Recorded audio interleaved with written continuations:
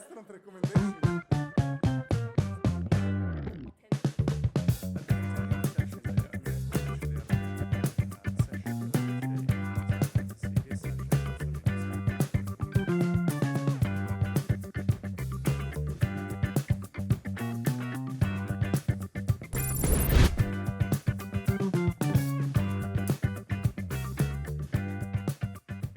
I mean, I think it's relevant because of two things. First, let's talk about the world out there.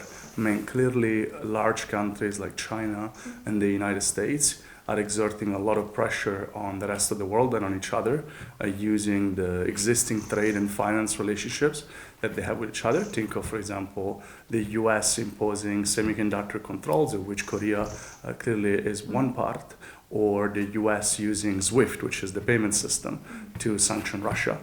But you can also think of coercion or economic pressure exerted from China.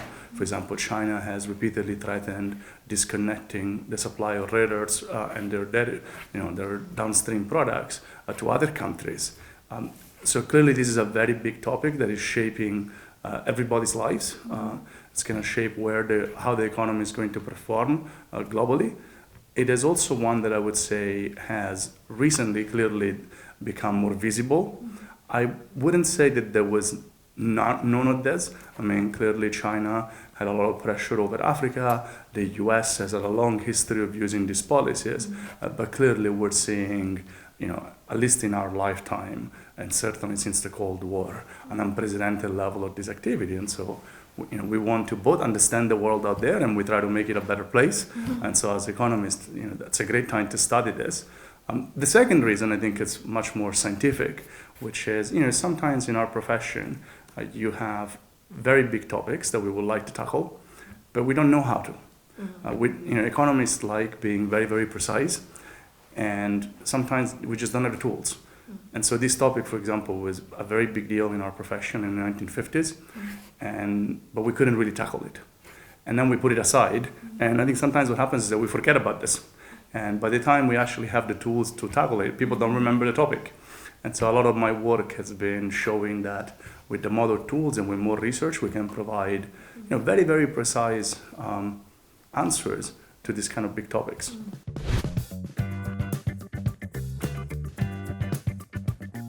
Economic theory, I can tell you mentioned our 2023 paper. That paper we started writing 4 years ago when this wasn't as big of a deal as it is today. In fact, I can tell you a joke that we titled it A Framework for Geoeconomics. Right. And there was a lot of debate among the three co-authors on whether this was a good idea because we thought that nobody would even know what the word geoeconomics was. And then, by now, it feels like this was a great title choice.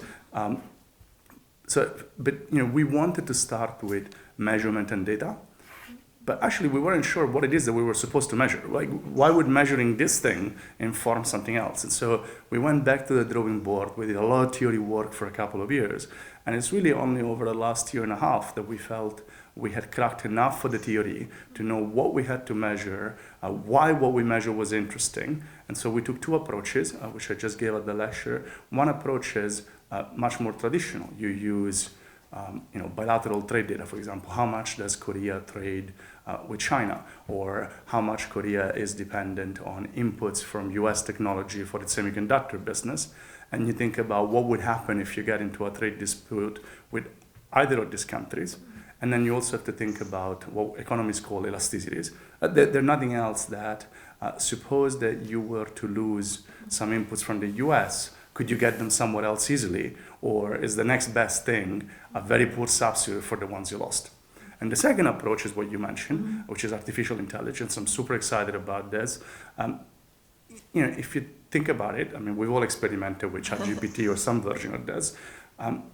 10 years ago, you would have had to give the documents to an array and tell them, please read them and classify all of these things. And, you could do it for small scale projects, but you couldn't do it on large scale projects. And at the same time, two things have happened. First, the amount, you're both journalists, the amount of text that is being produced is enormous. Right? You're asking me questions, these questions are going to be online, and what I think it's happening in the world. You're also probably, your next interview might be with the CEO of Samsung, and you're going to ask him about your president is meeting Trump on Monday. How's that going to work out for the company? It's going to give you answers. So the availability of text is unprecedented. But then very, very recently, say over the last year and a half, the technology to analyze this text has shifted enormously. Right? The LLMs are very, very good at extracting deep structure of the sentences. To give you an example, before I would take one of your articles and I would do a command find for, does the article discuss tariffs or sanctions? But I couldn't get much more out of it. Now I can say, is the article about export controls that the US is imposing, asking Korea to get along with to not backfill orders in China? And because an LLM is nothing else than a technology that uses the entire structure of the sentence to extract information, is very good at this. And so the other big advantage also for journalists is you can do this in real time. So we update our data as often as we can, and that's a big advantage because the world is moving very fast, and we would like to be able to track it.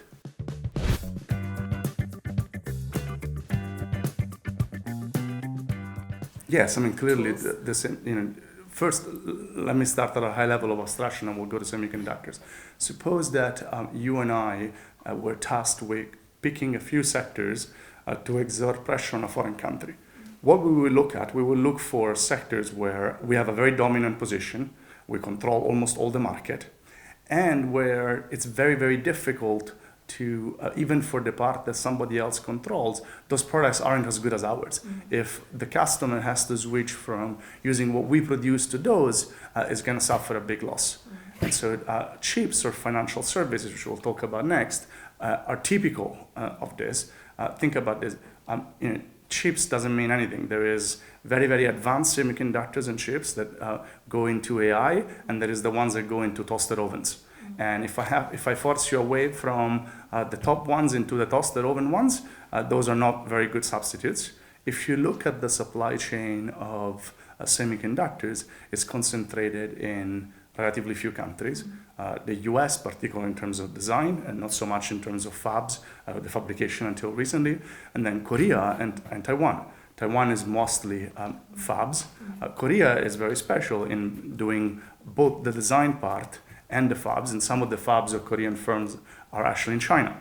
And so, you will know better than me that there's been a long sort of period of tension where Korea has been asked by the US to be part of the Chip 4 alliance or to not backfill into China those goods, those advanced chips that they can no longer get from the US.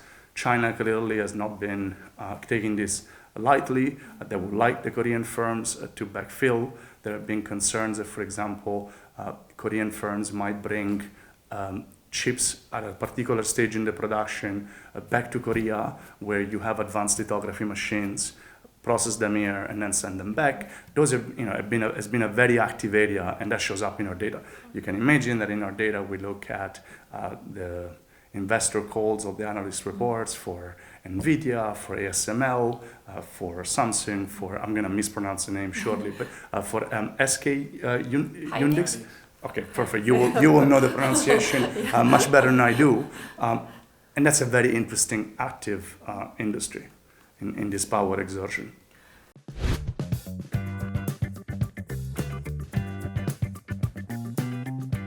Traditionally, Korea is an economy that is very advanced, has very tight relationships in trade with both the US and China. So it's very natural that if you're in that position, you get a little bit of pressure from both sides. And clearly semiconductors are very important, but as you know very well, Korea is also a large exporter of automotives and EVs, and those have also been part of this. Right. What I think what makes Korea also extremely special is, of course, the large military presence of the US in the nation, and President Trump has made it clear through a number of public messages, at least, that he would like Korea to take more of that cost on board, and that that's going to be part of the negotiations. So clearly that's going to keep happening. There is a long history, even during the Cold War, of countries that are in these situations. And I think part of that is you want to keep developing your own technology. You want to make yourself essential. And Korea has done extraordinarily well in creating a lot of this technology, has created prosperity for the Koreans, but has also made potentially the world a better place with technological innovation. But it also gives you leverage because Samsung is a big player. And I think keeping up the technological frontier, particularly given the big advances in AI, it's going to be key. But the relationship with the US clearly changes a lot depending on the sitting president. That's true for most countries. But we'll see what happens on that one. I have zero ability to forecast what's going to happen.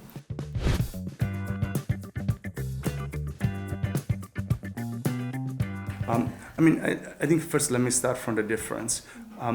Clearly the US semiconductors play a large role, particularly the very advanced ones, and particularly on the design side. But traditionally, the finance sector, and I'm not talking about the sophisticated financial instruments. I'm actually talking about something that used to be tremendously boring, which is the plumbing of the financial sector. How do we make payments to each other? How do we settle a security transaction? How do we custody, an asset? That very basic infrastructure is extremely reliant on the US and other parts of the Western world, like Luxembourg, Belgium, the UK, Singapore. It's a special case. Again, it's very much like Korea. Is a country a little bit in between. It's also a big offshore financial presence for China. But think about being disconnected from the system. Your best next alternative is pretty bad. Especially until 5 years ago. We're not talking that we're going to go to barter, but life is not going to be easy. Now, China has a full understanding of the situation and has been developing its own infrastructure. So they're developing their own payment system, CIPS, that in part relies on a US-based infrastructure, but more and more is becoming its own thing. And what's very clear is that China is using it both to avoid finding itself in a situation like Russia, where you're being disconnected and you have relatively little alternative, but also as a tool that China could offer to other countries, namely Russia, when they get disconnected, to connect to the Chinese system. And I think in Washington, and particularly in the US, I've argued repeatedly that there's a bit of a policy mistake. It's very easy to dismiss the rise of China on the financial side from a levels perspective. Like China right now might account for 3% of many of these functions of money. And you might say, well, the US is 60, 70%. And even if China were to become 10 or 20%, we're still going to be up in the 50s. Now, from a macroeconomic perspective, that might make sense. But from a power perspective, that's totally wrong. Because think of a small country, like a small open economy, like a country in Africa or a country in Latin America that is being cut off from the US. If China is 10 or 20% of the world system, that's a great alternative for you. You might be able to sustain the vast majority of transactions. Now, that's not going to work for Western Europe. That's going to be too big. But for a smaller country, you can have a lot of alternative with China only being 10% of the world activity financially. And so I want to distinguish the geopolitical differences, the exertion of power, from the macroeconomy. And I think in Washington, very often you hear these statements of, well, we're clearly not going to be 50-50 in any usage shares in the next 5 years. And that's not understanding the problem correctly. Now, on the Chinese side, you mentioned that in our work, we show that a lot of it comes from manufacturing. That's interesting for two reasons. First, non-advanced manufacturing tends to be not a great way to exert power because you can find alternatives. Now, China does it in such large sizes that it's painful, but I don't think that that's going to be that effective. Rare earths are very different. Why? Because they go back to that initial conversation. Rare earths and the downstream products of rare earths is an industry where China controls almost like the near monopoly, and is one where from an engineering perspective is extremely difficult to find a substitute. And so that's why China in recent months, for example, has been using the threats of restricting the licenses for rare earths or for magnets for that reason. But that's it's still a relatively small point compared to controlling the world financial plumbing.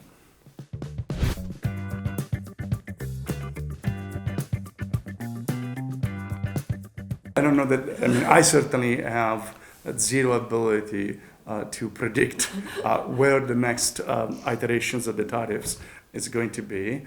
The one thing that has been systematic has been the president using tariffs or the threats of tariffs as an instrument to apply political pressure.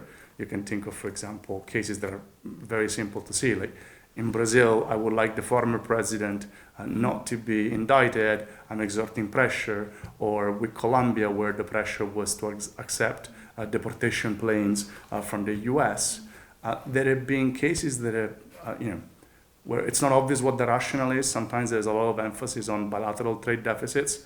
That was the case for Korea. Korea is an export-led economy. You run a bilateral trade surplus in goods, although not in services. People often forget about services. You're actually a net importer of services from the US.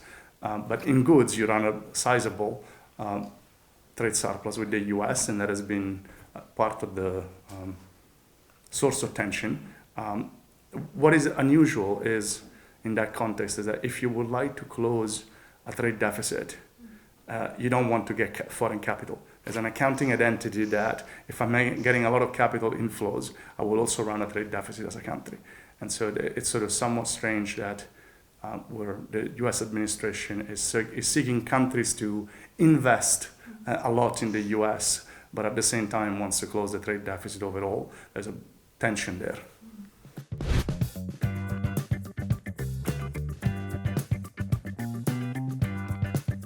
Well, let me start from the first part, which is generally one of the reasons why me as a firm, I might benefit from tariffs is, suppose one of my competitors is importing a lot more from Mexico and we put a high tariff on those imports. So my competitor is now facing potentially much higher import prices. Now what they might do is that they might increase their sales prices. I didn't experience any increase in my input cost, but they're raising prices. And now I have two options. One option is to grab market share. I can keep my prices low and get a much bigger part of the demand. Or I could increase my prices and increase my profits, like my markups. And so there is evidence that that's going on. Now, it's also fair to say that so far, the pass-through of tariffs through inflation has been muted in the US. And I think there are debates, the data is just starting to come out. There are debates about why is that? First, it's difficult to assess how many actual tariffs have been paid because trade lags a few months and because the tariffs have been with lots of exceptions, delays, and things like that.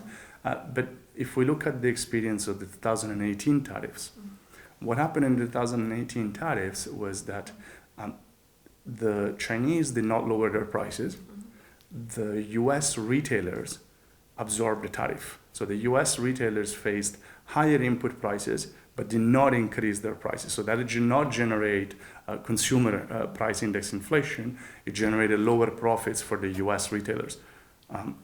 Now, whether that's going to happen again, we don't know. Yet. But that's certainly, our data is consistent with some pass-through and some firms benefiting from reduced foreign competition and being able to increase their prices without increasing their input prices. Many economists would have found the results from 2018 somewhat surprising, because you would think that a country the size of the US should be able to manipulate its terms of trade, as in should be able to induce the exporters in other countries to lower their prices. That did not happen then. Now these tariffs are very different, both in terms of their magnitude, the fact that they're imposed on a much wider variety of goods. So it could be that the rest of the world exporters are going to start lowering prices to the US. That's certainly, from the US perspective, that was one of the desired outcomes, but we don't know quite yet the extent to which it's happening.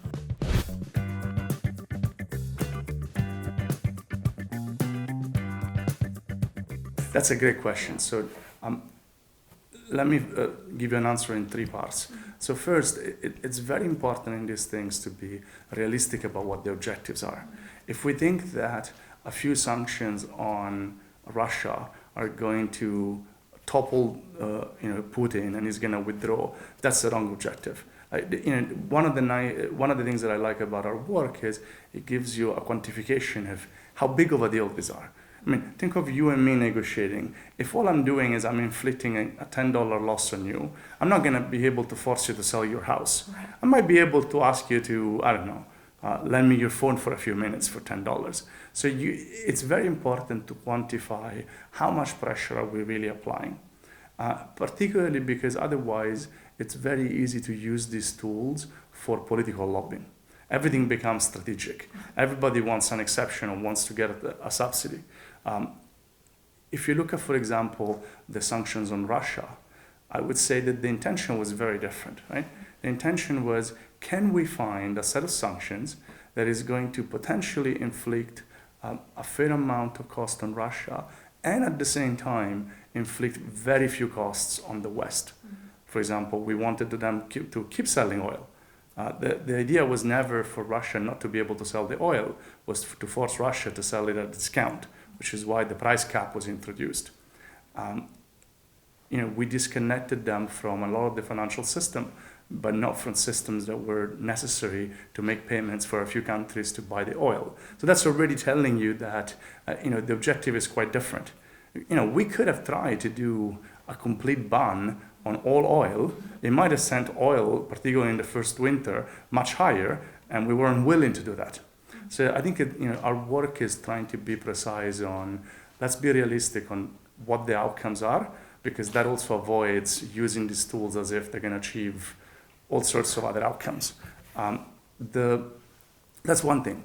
The second part is, if you look at actually what has happened, Russia has sustained a fair amount of costs, but one of the big messages is the ability to sanction when India and China are not coming along, particularly as buyers. I mean, India and China are very large buyers of a lot of commodities.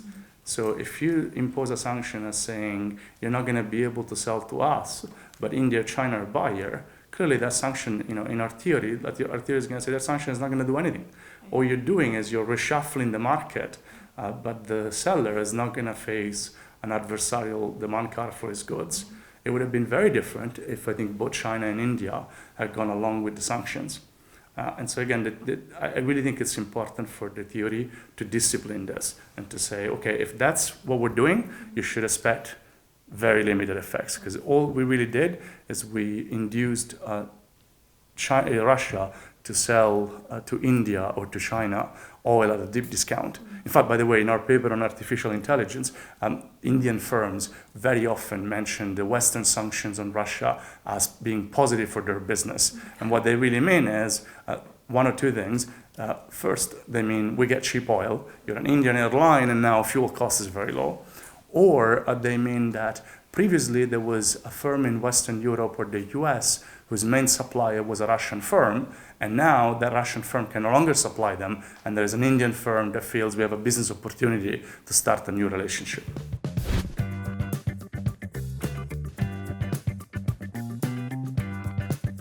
So I'm going to talk about two main things. The first one is the difference between the means of payments and the store of value, and then why I would like to see a public solution in terms of technology that provides some safety guarantees for the private sector to innovate on, rather than leaving everything to the private sector, where I'm a little skeptical. So let me start with the latter part. I often get the question, I think I've received it from you as well, of are stable coins this great new invention, what are they going to do? And I would put things in different buckets. So crypto, I would put it in the totally useless bucket. And I think it's just not a good idea. I don't think it solves any economic issues. Some of the technology that is behind it is interesting, but as a means of payment, store of value, unit of account, as money, I think it's just clearly not viable. Stable coins are very different, but the big risk is using a very glitzy new word for something that we already know has issues that are very traditional.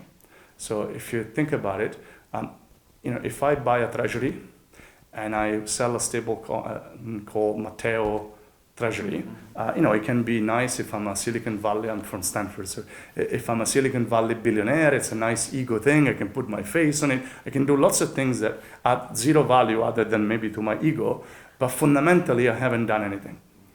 Now there might be value if, and I'm going to come back to this, if that one allows me to bring that asset into a digital world where a lot of innovation can happen. I'm going to return to this. But I'm just passing through the asset.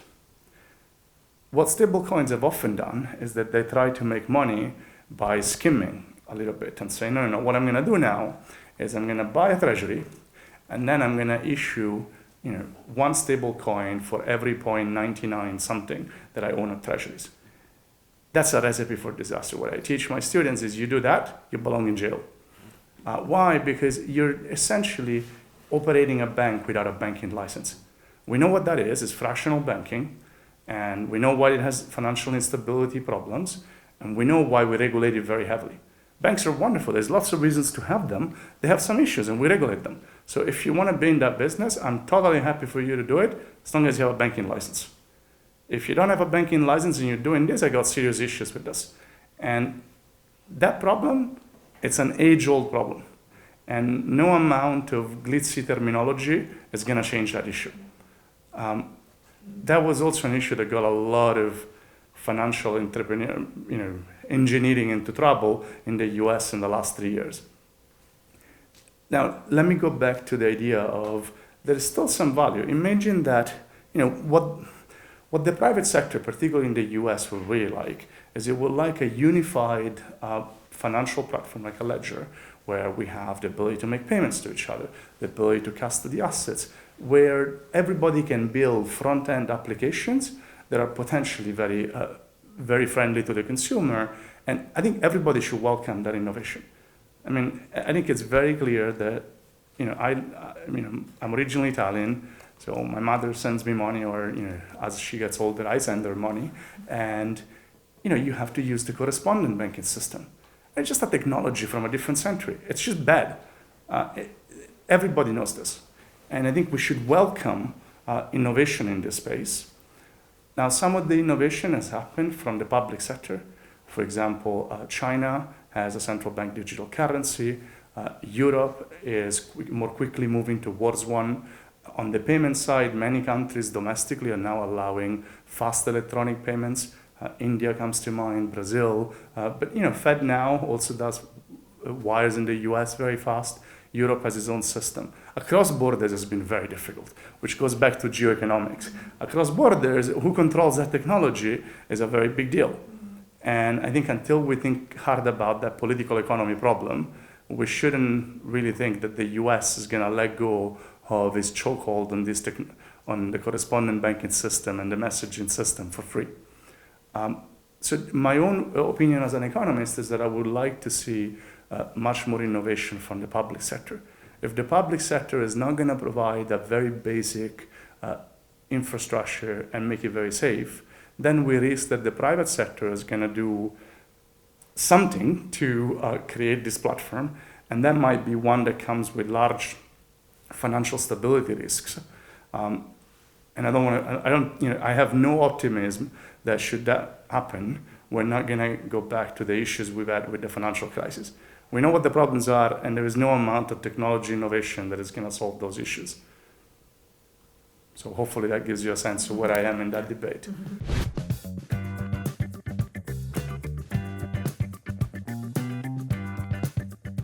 It's very hard to forecast because I think it's going to really depend on what the public sector does.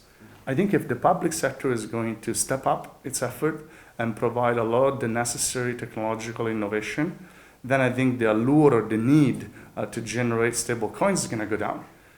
If the public sector is going to shut its eyes and do nothing at all, then I think that clearly the private sector really wants to digitize these assets because they feel that they're ready to build the rest of the front-end platforms.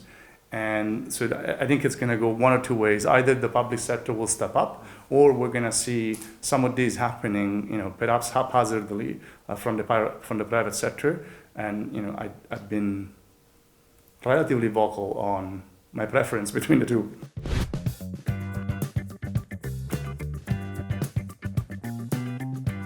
I think they're complements rather than substitutes. And central bank digital currency means very different things.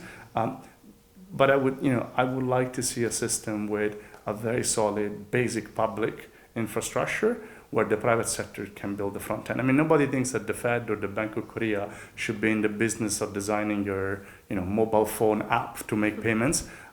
We don't want everything to go through the public sector. We wanted to provide the basic safety guarantees in the same way that we wanted it, 600 years ago. We said, look, we want them to produce the banknotes. We wanted to guarantee some of the banking deposits. We want those in a new technological space to be provided there. And maybe even after that, there will be a role for stable coins and for everything else.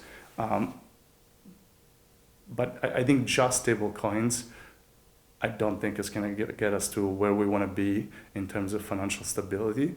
But clearly the private sector has big incentives to produce them. Or so is true for crypto, which I think is a much bigger disaster.